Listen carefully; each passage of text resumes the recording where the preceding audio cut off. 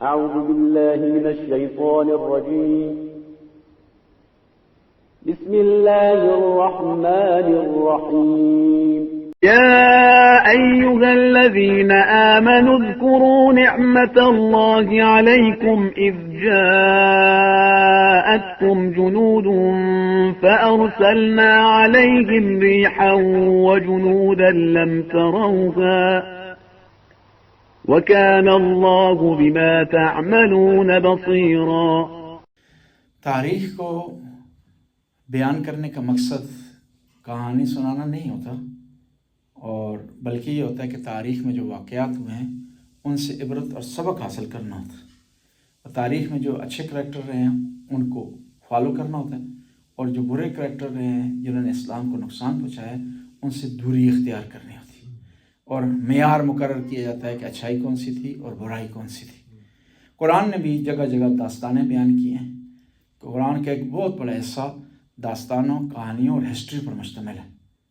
وہ اسی لیے بیان کیے ہیں تاکہ آپ ان سے عبرت حاصل کریں، کہ تاریخ بیان کر رہی ہے کہ جن لوگوں نے انبیاء کو فالو کیا وہ کامیاب رہے، اور آپ کو بھی چاہیے ایسا کریں، اور جن لوگوں نے انبیاء کو فالو نہیں کیا انہوں نے اپنے آپ کو کتنا نقصان پہنچایا، اسلام کو، تاریخ کو، دین کو کتنا نقصان پہنچایا، اور ہمیں چاہیے کہ ان کی جو سیرت ہے یا ان کی جو سنت ہے یا ان کا جو طریقہ کار ہے اس کو فالو نہ کریں۔ تو 10 شوال کا تذکرہ ہوگا۔ 10 شوال میں جو ایک جنگ پیش آئی وہ جنگ خندق ہے۔ اس جنگ کے 2 نام ہیں، جنگ خندق اور جنگ احزاب۔ خندق اس وجہ سے ہے کہ اس جنگ کے دوران ایک بہت بڑی کینال خندق کھودی گئی تھی دشمن کا مقابلہ کرنے کے لیے۔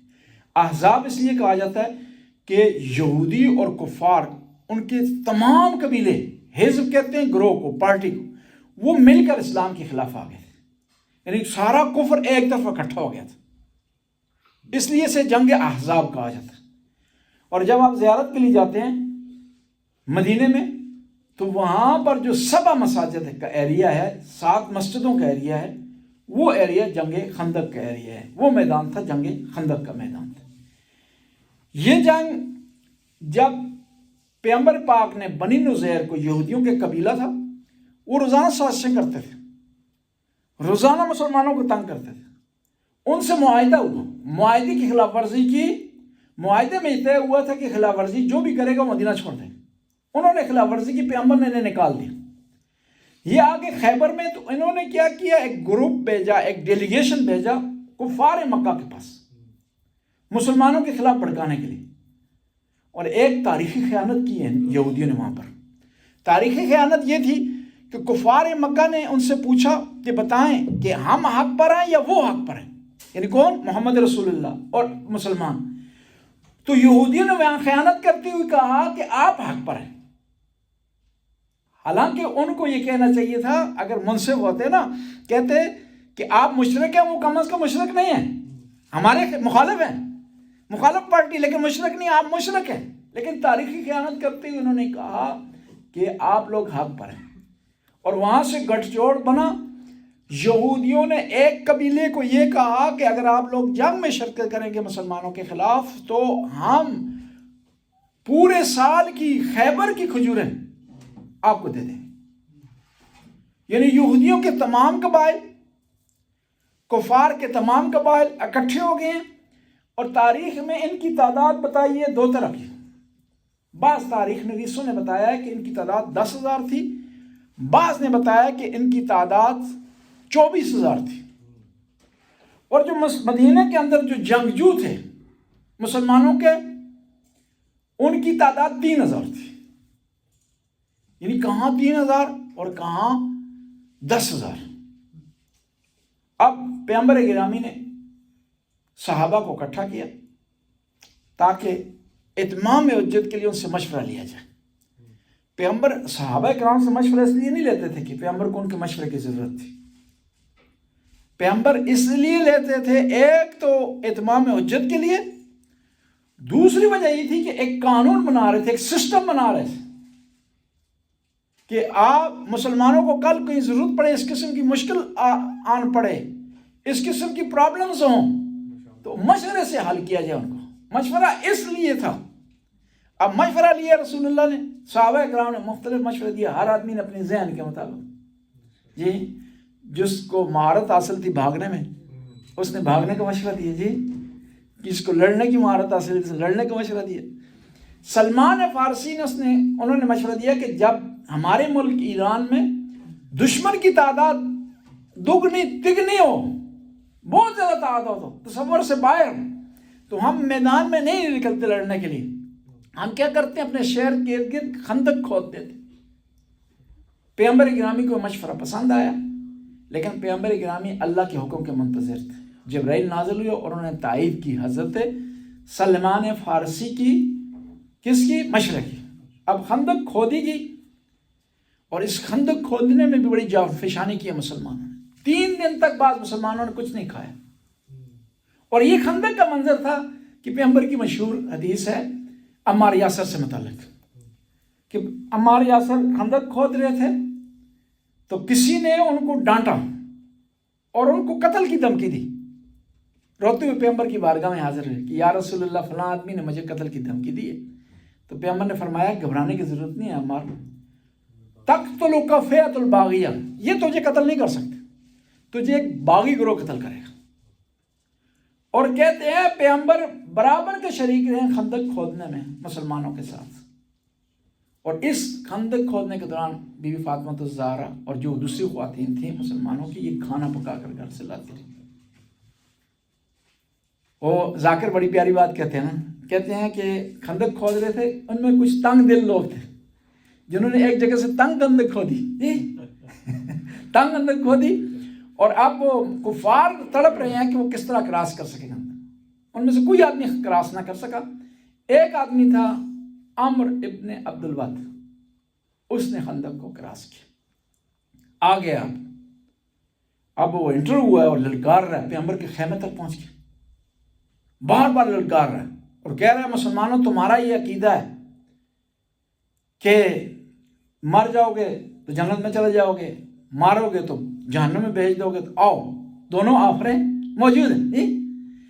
کہتے ہیں روایت کے الفاظ ہیں کہ پیغمبر نے بار بار کہا کون ہے اس کتے کی زبان بند کرے. کہتے ہیں کہ تمام صحابہ کرام زمین پر لکیریں کھینچ رہے تھے. تاریخ نے لکھا کاننا الطیر علی رؤوسہم, وہ اس طرح سر جھکا کر بیٹھے جیسا ان کے سروں پر پرندے بیٹھے ہوئے. 3 دفعہ پیغمبر نے کہا امام علی کھڑے ہوئے, 3 دفعہ. بار بار پیغمبر نے کہا کہ علی بیٹھ جاؤ. جب کوئی نہیں آیا تو پیغمبر نے روانہ کی, اور پھر بڑے پیارے انداز سے روانہ کی. اپنا امامہ پہنایا, ذرا حمائل کی, ابا کبا پہنوائی, اور جب گزر رہے تھے نا دعا کے لیے ہاتھ بلند کی, اور یہ جملہ ارشاد فرمایا پیغمبر نے, برد الایمان کلہ علی کل کفر, کہ پورا کفر ایک طرف اکٹھا ہو گیا تھا نا, یہودی کفار سارے ایک طرف, تمام قبائل تھے, کوئی قبیلہ رہا نہیں تھا, ساروں نے سب نے شرکت کی اس جنگ میں. یہ ارشاد فرمایا اور دعا کے لیے ہاتھ اٹھائے کہ خدایا علی تیرے دین کی حفاظت کے لیے جا رہا, اس کی نصرت فرما. خدایا اگر ہم میں جنگ میں شکست ہو جاتی ہے تو تیرا نام لینے والا کوئی نہیں رہے. کہتے ہیں کہ امام علی گئے تو اس نے کہا کہ آپ اپنا تعارف کروائیں, اور ہمیشہ جو بھی جنگ جو جاتا تھا نا وہ اکثر تعارف نہیں کرواتا تھا, اور اکثر لوگ نہیں جاتے تھے. جب انڈیویجولی جنگ ہوتی تھی نا امام علی جایا کرتے تھے. وجہ یہ ہوتی تھی کہ وہ اگلے والا جو تانا دے کر نا صحیح کہ تمہارا باپ ہی نہیں ہے کوئی, یہ واپس کر دیتا تھا, وہ تانا مارتا تھا, جنگجو واپس آ جاتا تھا. صحیح. تو امام علی علیہ السلام فخر کرتے ہوئے ارشاد فرماتے تھے کہ انا علی ابن ابی طالب, فخر سے کہتے تھے, اور کہا قد سمیت امی حیدرہ, میرا نام علی ہے لیکن میری ماں نے میرا نام حیدر رکھا. یعنی فخر سے اپنے والدین کا نام لیتے تھے. اب جنگ میں رد و بدل ہوا, اور اس جنگ میں اس انڈیویجول لڑائی میں ایک درس ہے, وہ درس یہ ہے اخلاص کا. دشمن کو گرایا, اب دشمن دیکھا اس کی تلوار کام نہیں کر رہی, اس کی جنگجو ہونا اس کے کام نہیں آ رہا, اس کی مہارت جنگی مہارت سے کام نہیں آ رہی, تو اس نے کیا کیا, جسارت کی. تو تو امیر المومنین نے چھوڑ دیا اسے کچھ ٹائم کے لیے. تو یہاں سعدی نے بڑا پیارا جملہ کہا، اخلاص سے علی زی علی آموز، کہ چاہتے ہو اخلاص اگر سیکھو تو علی سے سیکھو، کہ آپ کا ہر کام خدا کے لیے ہونا چاہیے. حالانکہ جنگ میں یہ چیزیں نہیں ہوتی، وہاں ہوتا ہے کہ ایسا حربہ استعمال کیا جائے کہ دشمن قابو میں رہے، دشمن پر کنٹرول رہا جائے. وہاں اخلاقیات کو سائڈ پر رکھا جاتا ہے. اور جنگ کے قانون اور ہوتے ہیں، عبادت کے قانون ہوتے ہیں، لیکن علی وہ واحد ذات ہے کہ ان کے جو اصول ہیں وہ ہر جگہ قائم ہوتا ہے. زمانہ تبدیل ہو جاتا ہے، علی کے اصول تبدیل نہیں ہوتے. ایک جنگ میں سارے لوگ بھاگ گئے تو کسی نے کہا کہ علی ساری دنیا تبدیل ہو گئی، آپ کیوں تبدیل نہیں ہو؟ فرمایا کہ علی تبدیل ہونے کے لیے نہیں آیا، دنیا کو تبدیل کرنے کے لیے آیا. بس جنگ خندق یہ عظیم معرکہ تھا جس میں مسلمانوں کو فتح حاصل ہوئی. اب عمرو بن عبدالعزیز مارا گیا، کفار کمزور پڑ گئے، کئی دن تک پھر پڑاؤ انہوں نے ڈالا. اللہ کی طرف سے غیبی مدد آئی، طوفان چلا، اندھیری آئی، اور ان کے جو خیمے لگے ہوئے تو سارے اکھڑ گئے، اور خرچہ پانی بھی ان کے پاس ختم ہو گیا. تو اب وہ کفار شکست کھا کر واپس جانے پر مجبور ہو گئے. بسم اللہ الرحمن الرحیم.